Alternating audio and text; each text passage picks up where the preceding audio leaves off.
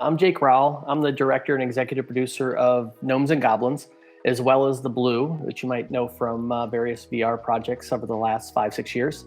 I've been primarily working in the space of VR for the last 6 years through a company called Wevr, partnering with Jon Favreau for Gnomes and Goblins.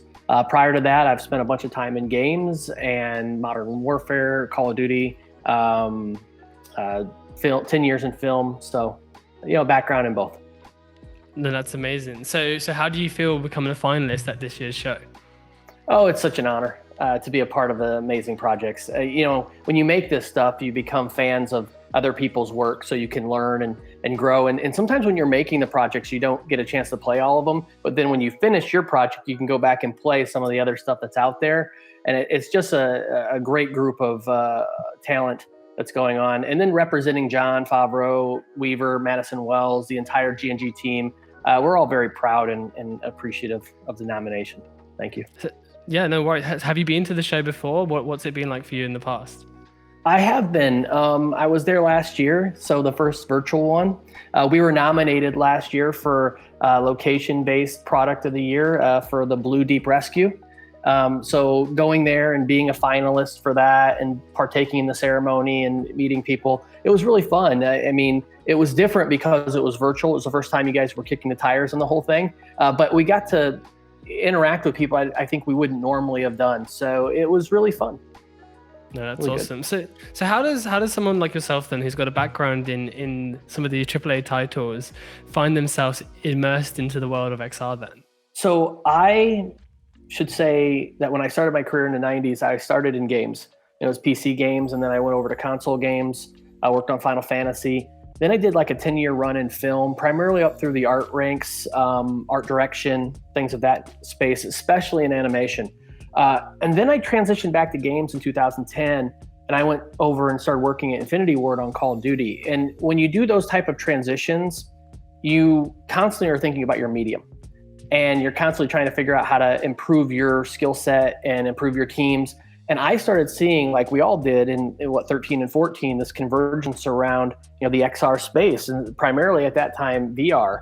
And so to me, I just wanted to explore it, experiment with it. And then we found like-minded people that wanted to do the same. And I feel like Jon was the same way. He just wanted to experiment in it. So that's how we found ourselves through all the other things we were doing into the XR space, which has been really fun over the last 6 years.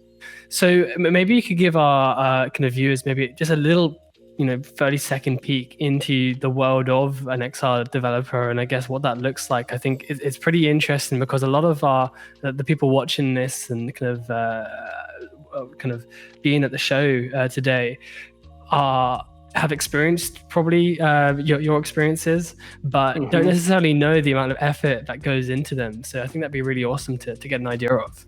Yeah, I mean, I'll tell you a little bit about two of them. My first one, and then the last one here, the latest one. The first one was the blue whale encounter, which most people have done. It's when the big whale comes down and looks at you with its eye. When you do it and you don't really have that playbook, you just kind of lean back on your instincts, right? And so what I did is I basically went back and I wrote a little mini script. I did some, storyboarding. I did some color keys. And then what I did is I jumped into 3D and I did basically a cinematic of it, but I looked at it in VR and we got the basic flow of this little 2-minute piece.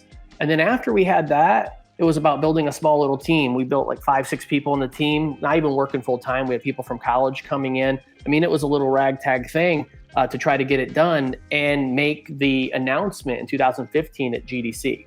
Conversely, like you look at Gnomes and Goblins, that spawned off of Jon Favreau seeing the whale encounter and loving it, really being inspired by it. And he came back in and he pitched us the core of Gnomes and Goblins. And he gave us what he wanted to be. Now, if you look at the breakdown, he was the small thing in the whale encounter. The whale was the giant. He wanted to be the giant interacting with small 10-inch creatures, gnomes and goblins, basically. And he wanted to kind of flip that and work on the core of emotional content, emotional connection through the eyes and interacting with these characters. And again, experiment in the space.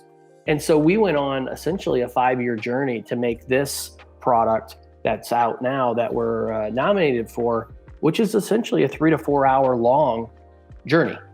It's your own personal hero's journey through this world.